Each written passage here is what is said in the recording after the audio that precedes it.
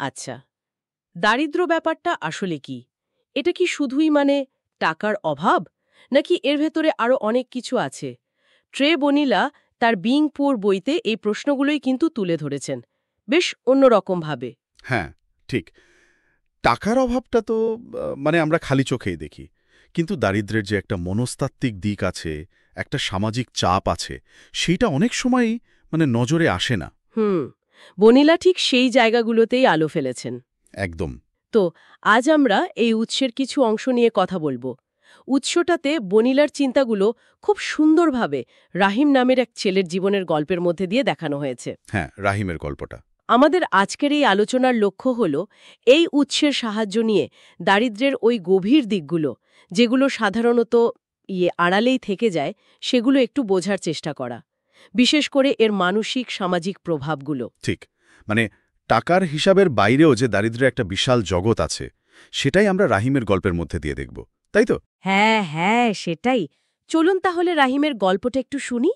গ্রামের খুব সাধারণ একটা পরিবারে ওর বেড়ে ওঠা। হুম। বাবা মা দিন রাত খাটছেন, কিন্তু অভাব যায় না।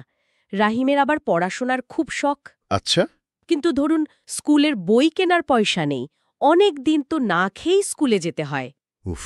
আর তার বন্ধুরা যখন খেলছে, সে হয়তো কোথাও এক কোণে বসে আছে, ছেঁড়া বই পড়ছে। ঠিক, এই যে কষ্টগুলো, এই বঞ্চনা, উৎস যেমনটা বলছে, এগুলো একদিকে যেমন ওকে হয়তো শক্ত করে, তেমনি মনের ভেতর একটা প্রশ্নও তো জাগায়, তাই না?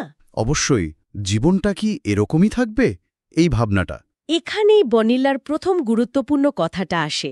উৎসতেও আছে, দারিদ্র্য শুধু আর্থিক সংকট নয়, এটা একটা, কি বলবো, মনস্তাত্ত্বিক অবস্থাও তৈরি করতে পারে। হ্যাঁ, যখন একজন মানুষ বিশ্বাস করতে শুরু করে যে না, আমার দ্বারা হবে না, আমি এই অবস্থা থেকে বেরোতেই পারবো না, তখন সে নিজেই নিজের সবচেয়ে বড় বাধা হয়ে দাঁড়ায়। একদম। এটা খুব মারাত্মক একটা জিনিস। রাহিমের ক্ষেত্রেও কিন্তু উৎস বলছে এমনটাই হয়েছিল। একটা সময় সে ভাবতে শুরু করে, আমার ভাগ্যটাই খারাপ, আমার আর কিচ্ছু হবে না। হুম, এই যে আকিরামে বা হাল ছেড়ে দেওয়া মানসিকতা, এটাই তো দারিদ্র্যের একটা বড় ফাঁদ। ঠিক। কিন্তু যেমন হয় আর কি, সব গল্পেই তো একটা মোড় আসে। রাহিমের জীবনেও এলো একজন শিক্ষক। আচ্ছা, একজন শিক্ষক। হ্যাঁ, তিনি রাহিমকে কিছু কথা বললেন, যা ওর চিন্তার মোড়টাই ঘুরিয়ে দিল। শিক্ষক বলেছিলেন, মানে কথাটা এরকম ছিল যে, দারিদ্র্য তোমার পরিস্থিতি, এটা তোমার পরিচয় নয়। তোমার ভেতরে শক্তি আছে, তুমি যা চাইবে তাই করতে পারো, শুধু নিজের ওপর বিশ্বাসটা রাখতে হবে। বাহ! কথাটা শুনতে খুব সাধারণ লাগলেও এর ভেতরে জোরটা কিন্তু অসাধারণ। এটা শুধু সান্ত্বনা নয়, এটা হলো ভেতরের শক্তিটাকে জাগিয়ে তোলার ডাক। ঠিক, উৎস যেমন বলছে, এই কথাগুলো রাহিমের মনে একদম নতুন করে আশা জাগালো। সে যেন প্রথমবার ভাবল, না, আমার এই অবস্থাটাই শেষ কথা নয়। এই বিশ্বাসটা খুব জরুরি। এরপর রাহিমের মধ্যে একটা দারুণ বদল আসে। শিক্ষকের কথায় সে যেন নতুন শক্তি পায়। উৎসতে খুব সুন্দর করে বলা আছে, খুব ভোরে উঠে পড়তে বসা, হুম। তারপর স্কুল, স্কুল থেকে ফিরে আগার বাজারে কাজ করা, পড়াশোনা আর জীবন চালানোর এক কঠিন লড়াই। এই সময়টাই আসলে ওর আসল স্কুল হয়ে ওঠে, তাই না? এই যে সংগ্রাম, এই পথ চলা। হ্যাঁ, উৎস তাই বলছে। এই কঠিন সময়গুলোই ওকে শিখিয়েছে অধ্যাবসায় কাকে বলে, সংকল্প কি জিনিস। ও বুঝতে পারে ভাগ্যকে দোষ দিয়ে লাভ নেই, নিজের রাস্তা নিজেকেই বানাতে হবে, লড়তে হবে। একদম। নিজের ভেতরের শক্তিটাকে খুঁজে পাওয়া। এই ব্যক্তিগত লড়াইয়ের পাশাপাশি বনিলা দারিদ্র্যের আরেকটা খুব জরুরি দিকের কথা বলেছেন, যেটা উৎসতেও আছে। সেটা হলো এর সামাজিক দিকটা। হ্যাঁ, সামাজিক দিক। বিং পুয়ার বইটাতে উনি যুক্তি দেখিয়েছেন যে দারিদ্র্য অনেক সময় সমাজের দৃষ্টিভঙ্গি, সমাজের কাঠামোরও একটা প্রতিফলন। ঠিক। আর এখানে একটা গুরুত্বপূর্ণ বিষয় হল, বনিলা যেভাবে প্রশ্ন তুলেছেন, আমরা কিভাবে দরিদ্র মানুষদের দেখি। হ্যাঁ, উৎস বলছে প্রায়শই গরিব এ তকমাটা দিয়ে আমরা মানুষের বিচার করে ফেলি। তাদের ক্ষমতা, তাদের সম্ভাবনা সবই তকমার আড়ালে ঢাকা পড়ে যায়। এটা তো এক ধরনের অবিচার। রাহিম তার নিজের গ্রামে এটা খুব কাছ থেকে দেখেছে। উৎসতে লেখা আছে, ও দেখত কেমন করে কঠোর পরিশ্রমী মানুষগুলো, যারা সত্যি খুব খাটছে, তারা সমাজে কোনো সম্মানই পায় না। অবহেলা। হ্যাঁ, এই অবহেলাটা ওকে খুব কষ্ট দিত। আর এই অভিজ্ঞতাগুলোই হয়তো ওর ভেতরের জেদটাকে আরও বাড়িয়ে দিয়েছে। ও শুধু নিজের অবস্থার বদল চায়নি। বরং চেয়েছে সমাজের এই দৃষ্টিভঙ্গিটাও বদলাক। ঠিক, সে চেয়েছে তার গ্রামের অন্য বাচ্চারা যেন ওর মতো কষ্ট না পায়, সুযোগের অভাবে পিছিয়ে না পড়ে। এই ভাবনাটা ওকে একটা বৃহত্তর লক্ষ্যের দিকে নিয়ে গেছে। উৎসের একটা অংশে একটা বেশ ইন্টারেস্টিং কথা আছে। বলছে যে অনেক সময় জীবনের এই কঠিন সংগ্রামগুলোই মানুষকে সবচেয়ে ভালো ছাত্র বানিয়ে তোলে। কথাটা একটু অন্যরকম শোনালেও এর মধ্যে কিন্তু গভীর সত্যি আছে। কিরকম? কারণ এই যে প্রতিদিন টিকে থাকা লড়াই, এটা মানুষকে এমন কিছু শেখায় যা হয়তো আরামের জীবনে শেখা যায় না। ধরুন, অল্প জিনিসের মধ্যে থেকেও কিভাবে নতুন কিছু করা যায়। সৃজনশীলতা। হ্যাঁ, সৃজনশীলতা, ছোট সুযোগকে কাজে লাগানো, নিজের ভেতরের শক্তিটাকে চেনা, আর সবচেয়ে বড় কথা, আত্মনির্ভরশীল হওয়া। পরিস্থিতিই তখন শিক্ষক। রাহিমের জীবনটা তো একদমই কথারই প্রমাণ। যখন সে শেষ পর্যন্ত নিজের পায়ে দাঁড়ালো, তখন সে শুধু নিজের কথা ভাবেনি। না, একদমই না। উৎস বলছে সে গ্রামে ফিরে গিয়ে একটা নতুন স্কুল তৈরি করল, যাতে অন্য ছেলেমেয়েরা শিক্ষার আলো পায়। এই কাজটা খুব গুরুত্বপূর্ণ। এটা দেখায় যে ওর লড়াইটা শুধু নিজের জন্য ছিল না। ও বুঝতে পেরেছিল ওর গল্পটা আসলে ওর মতো আরও হাজার হাজার মানুষের না বলা লড়াইয়ের গল্প। ঠিক, ওর সাফল্যটা তখন আর শুধু ওর একার নয়, ওটা অন্যদের জন্য একটা আশার আলো হয়ে ওঠে। একদম। তাহলে উৎসের মূল কথাটা যদি আমরা একটু গুছিয়ে বলি, দারিদ্র্য মানে শুধু পকেটে শূন্যতা নয়। না, এটা মনের ভেতরে কোনো বাধাও হতে পারে, সামাজিক অবহেলাও হতে পারে, এমনকি নিজেকে ছোট ভাবা, হীনমন্যতা, এটাও হতে পারে।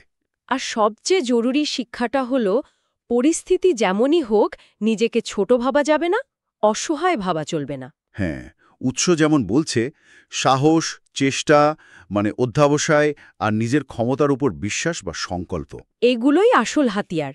এইগুলো দিয়েই কঠিন পরিস্থিতি থেকে বেরোনো যায়। ঠিক। উৎসটা পড়ার পর মনে কিছু প্রশ্ন আসাটা খুব স্বাভাবিক।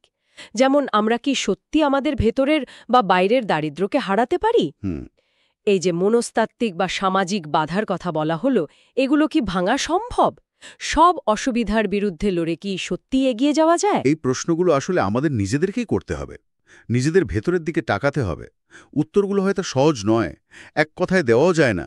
কিন্তু এই প্রশ্নগুলো নিয়ে ভাবাটা জরুরি। এই ভাবনা থেকেই হয়তো নতুন পথ খুলে যায়। উৎসটা মূলত সেই চিন্তার জায়গাই তৈরি করে দেয়। একদম, একটা আত্মবিশ্লেষণের সুযোগ করে দেয়। বিষয়গুলো উঠে এলো, আমরা দেখলাম দারিদ্র্যের অনেকগুলো দিক আছে, আর্থিক, মানসিক, সামাজিক, সব জড়িয়ে। হ্যাঁ, আর রাহিমের জীবন সংগ্রামের মধ্যে দিয়ে আমরা দেখলাম চেষ্টা, আত্মবিশ্বাস আর সংকল্প, এই জিনিসগুলোর গুরুত্ব কতটা। ঠিক, পাশাপাশি ট্রে বনেলার মূল ভাবনাগুলোও বোঝা গেল। দারিদ্র্যকে একটা সাময়িক অবস্থায় হিসেবে দেখতে হবে, এটা কারো স্থায়ী পরিচয় নয়। আর সবচেয়ে বড় আশার কথা হলো এই অবস্থাটা বদলানো যায়, আর তার চাবিকাঠিটা অনেকাংশেই ব্যক্তির নিজের হাতে, তার মানসিকতা আর চেষ্টায়। উৎসর শেষের কথাগুলো কিন্তু সত্যি খুব জোর দেয়। বনিলার বার্তাটা আরেকবার মনে করা যাক। দারিদ্র্য তোমার পরিচয় নয়, এটা তোমার জীবনের একটা পরিস্থিতি মাত্র। তুমি তোমার মেধা, তোমার মনের জোর আর পরিশ্রম দিয়ে এই পরিস্থিতি বদলাতে পারো। শেষ পর্যন্ত নিজের উপর বিশ্বাসটা ধরে রাখা। জীবন তো চ্যালেঞ্জ দেবেই, কিন্তু বিশ্বাসটা হারালে চলবে না। ঘুরে দাঁড়ানোর পথ সবসময় থাকে। উৎসটা আমাদের কয়েকটা প্রশ্নের সামনে দাঁড় করায়। আমরা কিভাবে আমাদের জীবনে ছোট ছোট ভালো পরিবর্তন আনতে পারি, কিভাবে নিজেদের আরও একটু শক্ত করতে পারি, কিভাবে একটা ভালো অর্থপূর্ণ জীবনের দিকে যেতে পারি। এ প্রশ্নগুলোর উত্তর খোঁজার মধ্যেই হয়তো এগিয়ে যাওয়ার রাস্তাটা লুকিয়ে আছে। আলোচনা তো প্রায় শেষ হলো, তবে আমার মনে একটা প্রশ্ন আসছে, যেটা উৎস থেকে কিছুটা অনুপ্রেরণিত, কিন্তু সরাসরি হয়তো অতটা জোর দেওয়া হয়নি সেখানে। বলুন তো। দেখুন, উৎসটা বিশেষ করে রাহিমের গল্পের মাধ্যমে ব্যক্তির চেষ্টা, মনের জোর, অধ্যবসায়, এগুলোর ওপর খুব জোর দিয়েছে দারিদ্র্য জয়ের ক্ষেত্রে। এবং এটা সত্যি খুব অনুপ্রেরণার। কিন্তু কিন্তু কিন্তু আমরা কি সমাজের সেই কাঠামোগত দিকগুলো নিয়ে যথেষ্ট ভাবছি? যে সিস্টেম বা পরিকাঠামোগুলো বনিলার বলা ওই মানসিক বা সামাজিক বাধাগুলো তৈরি করে বা টিকিয়ে রাখে? এটা একটা খুবই জরুরি প্রশ্ন তুলেছেন আপনি। ব্যক্তির লড়াইটা তো আছেই, কিন্তু সমাজের বা সমষ্টির ভূমিকাটা কি? হ্যাঁ, এমন কোনো বড় উদ্যোগ বা কাঠামোগত বদল কি সম্ভব, যা শুধু একজন রাহিম নয়, আরও অনেক রাহিমকে তাদের সম্ভাবনাগুলো পূরণ করতে সাহায্য করবে? দায়টা কি শুধু ব্যক্তির, নাকি সিস্টেমেরও একটা বড় ভূমিকা আছে? এই ভাবনাটা আমাদের আরও গভীরে চিন্তা করতে বাধ্য করে। ব্যক্তির সামর্থ্যের পাশাপাশি সামাজিক বা সমষ্টিগত উদ্যোগ কিভাবে আরও বেশি মানুষকে উঠে আসতে সাহায্য করতে পারে, এটা নিয়ে ভাবাটা খুব দরকারি। আজকের বইয়ের গল্প এখানেই শেষ।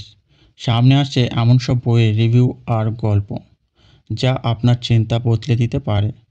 তাই এখনই চ্যানেলটিকে সাবস্ক্রাইব করুন, পাশে থাকুন, আর আপনার মতামত লিখে জানান কমেন্টে, কারণ আপনার একটা কমেন্টে আমাদের পরের গল্পের অনুপ্রেরণা হতে পারে। আর ভিডিওটি বন্ধুদের সাথে শেয়ার করতে ভুলবেন না, কারণ আপনার এই একটি শেয়ার হয়ে উঠবে তাদের জীবনের সবচেয়ে বড় পরিবর্তনের শুরু। দেখা হবে আবারও পরের ভিডিওতে নতুন গল্প, নতুন শিক্ষা আর নতুন অনুপ্রেরণা নিয়ে। ততক্ষণ ভালো থাকুন, সুস্থ থাকুন।